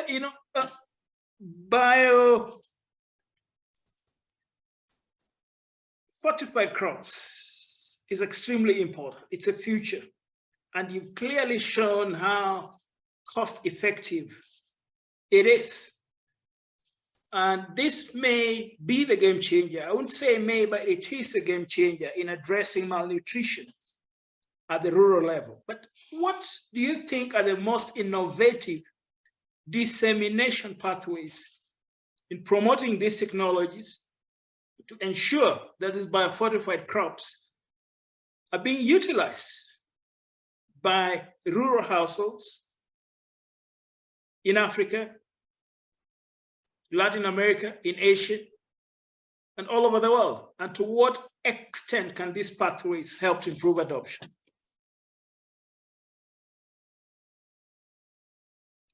Go ahead, Saki. Okay. Thank you very much, Dr. Mel, for that question. Yes, indeed. Well, the approaches are many, and many more will still come. But maybe one thing that I can say in terms of the dissemination pathways for biofortified crops is that we do need to take a multidimensional approach, which combines both commercial marketing approaches with social behavior change communication. And these approaches need to work together because we need to promote biofortified crops as a commercially viable option for farmers, and yet also talking about their social role in terms of increasing the micronutrient content. So those two need to work together. And when we promote biofortified crops, we find that especially for anything that is new and different from what farmers are used to, experiential marketing also becomes important. So we need to have approaches that allow farmers to experience the variety and be convinced of its benefit, and then later on also then switch over to digital technologies so that we achieve the kind of scale that we need, because biofortified varieties, for them to make an impact, they should be grown at scale. And for that to happen, then commercialization is important. Of course, maybe let me also mention that dissemination needs the cooperation of government. Government has to be committed to that at policy level, and at departmental level, the involvement of civil society as well, and the involvement of commercial enterprises. Thanks, and over.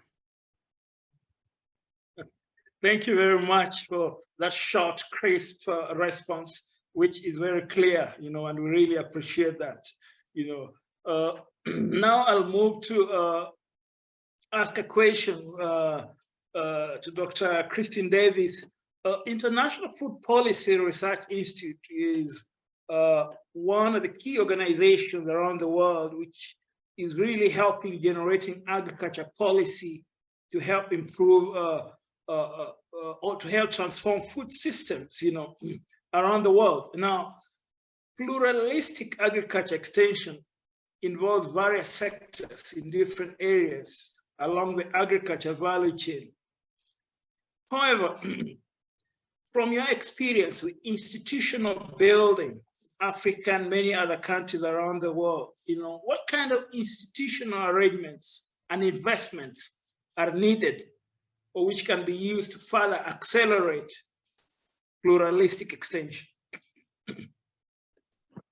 Thanks very much, Dr. Mel. Thanks for the question. Yeah, I think this is a big question that will take a lot of effort and actually a lot of investment. But as per, I think there was a conversation earlier in the Q&A about the institutional arrangements with regard to coordination. So I think we really need to invest in these coordination mechanisms.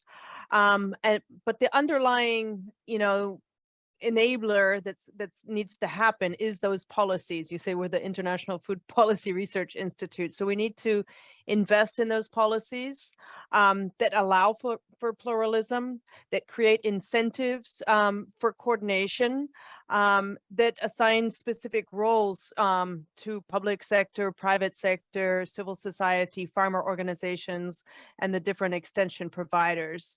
But of course, we do need coordination platforms. We do need communication mechanisms. And of course, we need the capacities, the organizational capacities to be able to coordinate, to collaborate, to communicate, to partner, and to ally. And then probably related to this is further development of the policies into practice, right?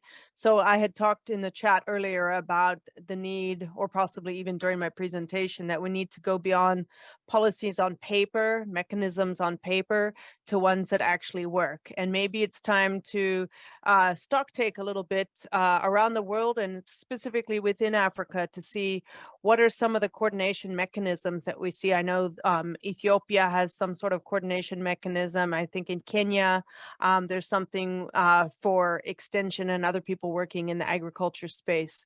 So let's take stock of that and see, how can we strengthen it? Where do we need to invest? Is it in capacities? Is it in, operational funds, et cetera, and then go from there. Thanks.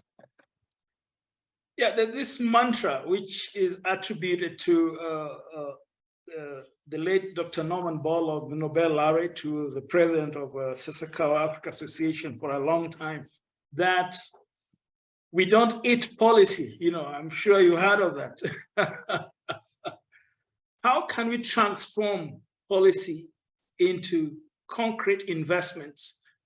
I'm sure this involves getting in touch with governments to be able to ensure, probably adopt all this Malabo declaration with respect to Africa, for example, and I'm sure we have other tangible targets in Latin America, in Asia, and what have you.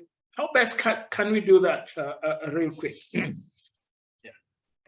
Right. I think Dr. Borlaug's other mantra was take it to the farmer. And I say, let's take it to the farmer as our partner in lobbying. We need, as taxpayers, as stakeholders in agricultural systems in Africa, we need to hold our governments responsible to meet those goals and those needs. And we need to find ways that we can lobby, get our governments to do it, provide the right environment for development partners to also come in. In many cases, there's bilateral, multilateral aid coming in to support implementation of policies. And so we need to get that done. But I think we just need to really make a lot of noise and tell our governments that, this is really critical and it needs to happen. So more investment is certainly needed. Thanks. Thank you very much, Dr. Christine. Very clear, very, very clear. I have another question that came over, and this is addressed to Godfrey Mayambala. ZAPTA is one-stop center is really, really famous in Uganda for the approach and tools that you're using to introduce private service provision at the rural level and to basically stem this rural-urban migration by ensuring that farmers engage in farming as a business enterprise. Now, what multidimensional extension strategies can we use to empower the rural youth in these rural communities to be able to engage in innovative agriculture as a business enterprise? We all know that youths are the power of innovation. So what strategies can we use to empower them to be able to engage in all these innovative enterprises? Yeah, thank you very much, Dr. Mayor. The first thing that I think we have done as ZAPTA in partnership with AFAAS and SAA is to see that we enroll youth and bring them on board to expose them to opportunities along the agricultural value chain. When we talk about farming, most of the youth think it is going and touching the whole, but it's looking at the whole agricultural value chain. The youth can be employed in the different nodes of the agricultural value chain. But then the problem is that as strategies are being drafted, we don't focus on their social behavior change. Because me and you have ever passed through this youthful life. We need to know that this is a social behavior change, that it is a time between 18 years and 35 years that these ladies and gentlemen are passing through their social behavior change. So between 18 and 35 years, whether you want or not, the youth are focused on money now. They want money now in the pocket to go and bull around in the evening with their peers. So as we are designing strategies, as we are designing models of supporting youth, we need to put this in consideration. We need to come up with the programs that give them money now as they are passing through their social behavior change. And that is what we have done together with the AFAAS. I remember AFAAS supported us to set up that innovation platform called the Nokia Youth Agriculture Innovation Platform, together with Sasakawa, to make sure that we help them provide production support services that are private. And in the end, in the evening, they have the money now in the pocket and they can go and bull around with their peers. So as we are designing strategies, we need to focus on their social behavior change.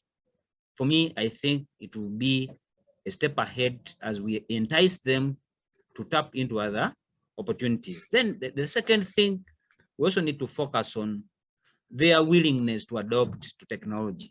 Today, every youth is eager to use ICT. If we can look at strategies that bring them close to what they know better, which is ICT now. For me, I think if we use them through ICT, because once you look at the digital world, you cannot forget about the youth.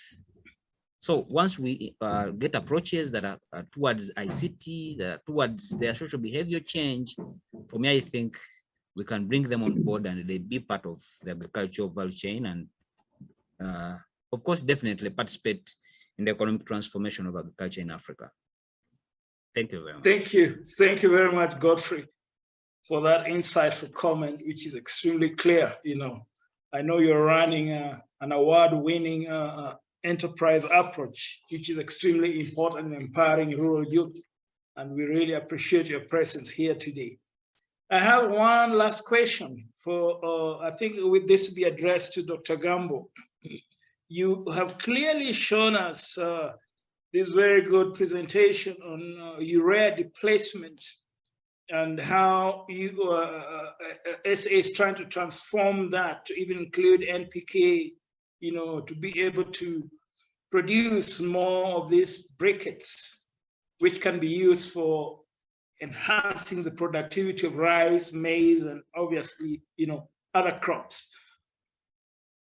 There's always an element of cost factor in some of these, and I don't know how the cost compares, you know, when you buy urea, which is granulated to the normal urea, but how can we improve access to finance for youth entrepreneurs to be able to engage in validation research, for instance, in trying out all these UDPs, which involves rural agriculture innovations? You can limit your answer to urea displacement or other enterprises. Okay, thank you very much, Dr. Mel. And like I said, these technologies have been promoted for the purpose of farmers mitigating the cost and also addressing resilience. And again, we are promoting it as an entrepreneurship for the youth that are going into this urea displacements. You know, one of the key issues when it comes to youth of UDP, it has its own, the way you use the technology, the way you put the fertilizer, like in rice, we are going to say after every 4 stands, and in maize after every 2 stands, and you have to dig and bury and all that. So what we are doing is to really, under like case ADP project, we supported them with these simple planters that you have seen, which were imported from China. And we are now doing the scaling up program. We first of all provide it as a starter pack for them to go into the business. And they are doing the business right now. They are getting very good returns. And we hope they can also be able to buy more and also bring in more other use into the business. That is one aspect. And secondly, like I said, our effort goes beyond just providing it as starter pack or support, but rather bringing in partners. I have given an example of how we are working together with Royal Blue in promoting not only briquetting the fertilizer, but also seeing how we can promote and scale up these particular planters. And also we are working with the fabricators that can be able to make them locally, but also to suit the purpose of why they are there. So youth are always encouraged and are always given training and are always being linked up to the financial institutions, both micro and commercial. And that has a lot of success were recorded along that area for them to be engaged into those kind of businesses. And even beyond the urea deep placement technology, the planter, other planters for other crops that we are promoting, they are also being promoted and being funded, and also fabricators, we are working with them, and they are ready to fabricate more and to sell more, and we're linking them up, and even other banks, commercial banks, financial institutions are also coming in to really participate. And again, you remember, sir, the community saving investment for agribusiness. All these models that we are promoting, they are all meant for them to come together, gather their money together, and also support one another, having understanding, getting the knowledge, and they're all going into the business. A lot of successes were recorded on the part of the farmers. And even for the farmers themselves, now they have seen the advantage of using that kind of technology. Therefore, they are ever ready now and willing to buy. And we have so many requests for us to link them up with the source of this technology. And farmers are really willing and ready to patronize and also to engage into using those technologies. So I think it's a very good initiative, and it's making a lot of sense. It's really addressing the issues of food, income, and other securities that we are really working toward achieving. Thank you.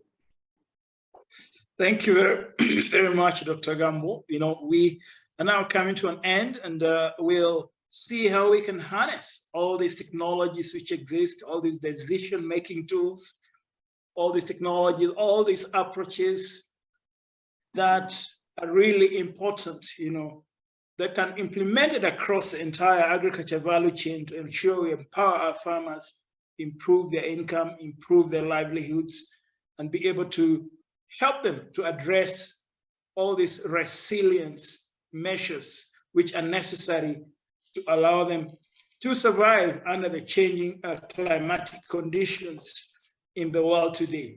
And now I'll return and conclude the question and answer session here and return the moderation back to you, Sayako. Thank you. And we wish to thank all our panelists, and we look forward to successful outcomes. Sayako, please. Thank you so much for that lively session for Dr. Mel and all the speakers. Our dear speakers, you can now turn off your video except for our last speaker. So let us move to the very final part of the program, concluding remarks and the way forward by Dr. Salim Nardi, the Executive Director of the African Forum for Agricultural Advisory Services, AFAAS. Dr. Nardi, the floor is yours.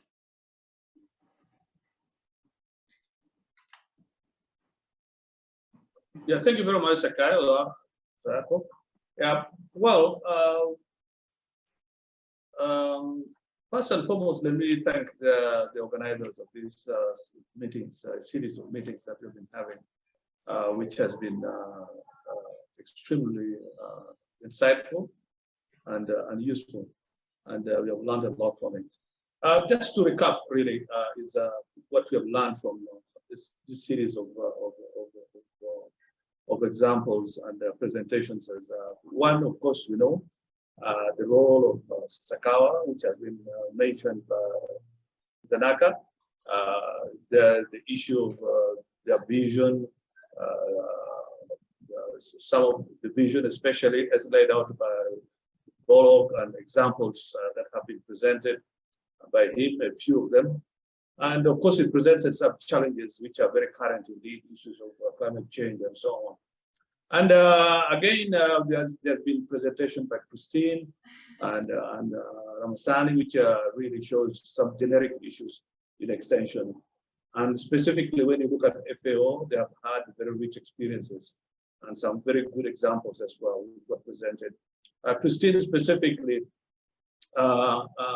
looked at the current, the past issues, the current issues, and some of the challenges, and presented very good way forward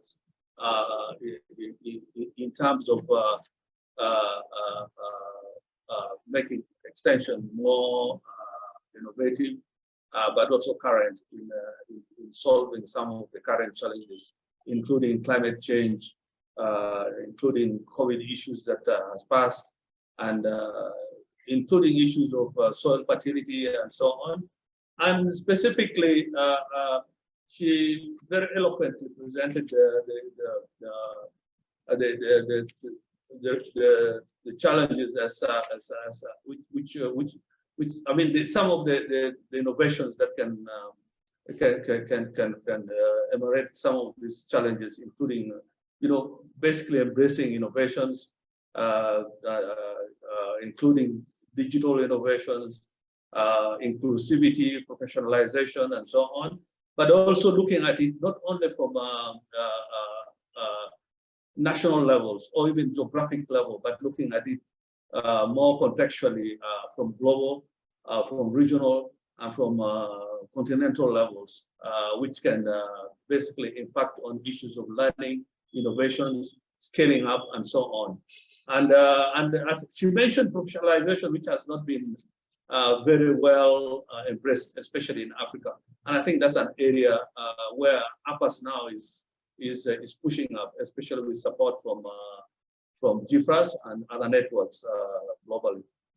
She also brought in the issue of issues of partnerships, and I think this is an area where we think Sasakawa can really catalyze the issue of partnerships, whereby we all play the game together for the common good, but also not only that, for learning purposes, for scaling up, and for improving innovations and use of technologies. Now, after that, of course, there have been very good examples, especially relating to specific issues. First of all, from Lodge, where they mentioned many other examples which Sasakawa has done, which are extremely has been very impactful in many other places, including post-harvest issues, digitalization, and so on, youth inclusion, women inclusion, and so on. All these are extremely very, very important. And of course, I know they have been working on scaling up, like you mentioned, the use of ICTs and so on, which are all very important. But like Christine mentioned, and also mentioned during the context, I mean, during setting up the context, is the issue of partnership and scaling up and so on. So that is the wide application and learning. Of course, there's been very good examples from Nigeria, from Gambo, and especially on the issues, very specific on issue of fertilizer usage. And we know it. Fertilizer, for example, he mentioned the fertilizer price increase from 205 to current by about 5 times increase in prices, which is completely unaffordable. So options have to be developed, and I think they gave a very good option that can be adaptable and scaled up. And again, this should not only be probably like all the presenters mentioned, we need the issue of scaling up and how can we learn from it, and what kind of partnership we build. And again, we are all here, FAO, AFAAS, IFPRI, and so on. And these are some of the platforms that can be very useful. Digital solutions, very exciting presentation by Togami, which these are the areas where we have to go into, and these are exciting areas which can bring up, capturing data, using data, information, and so on, and using science-driven, science-based information, and so on. And this is the area again you have to penetrate, and a lot of other areas which can come in. I think finally there was that presentation again by Harvest Plus, which on the use of fortification. And again, of course, I've seen it happening in a number of countries. This was I've seen it in Uganda by Harvest Plus and so on. But again, the same issue comes: how do we scale it? How do we learn from it? How do we implement it in other places and so on? And how do we work together through partnerships and so on? So again, consistently the issue of partnership comes in, and consistently the issue of ICT usage. I think there was a mention of extension workers. There are very few countries now employing extra extension workers, and you don't see it happening really. And the use of digital tools now is very important. the use of innovations, innovativeness is extremely key. And I think Christine presented the issue of skills development in extension, which is very critical. And I think this is an area we have really to focus on.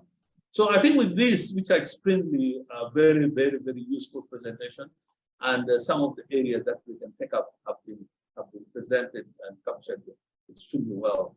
So with those, really, I thank all the presenters, and really, I think the continuation of these presentations and this dialogue really, I think, is called for, and deeper partnerships, I think, is needed, especially during present implementation. But not only that, but even during design and so on and so forth. So really, thank you very much, and I wish you all the best and good partnerships. Thanks. Thank you, Dr. Nardi, for the great summary of the event and your insights on how we move forward as a global community for transforming agricultural extension system. Now, we'd like to invite all the speakers to show their faces on the screen, turning on the video to take a group photo.